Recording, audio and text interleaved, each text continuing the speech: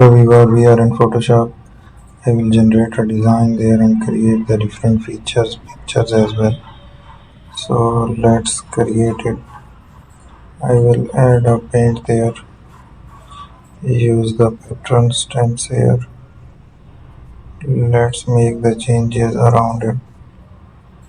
I have that pattern stamp here to cover up the whole area.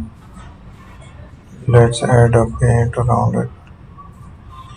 Use the different structure. Let's keep on making the designs here. Explore the new options. Use another selection here. Thank you for watching our video.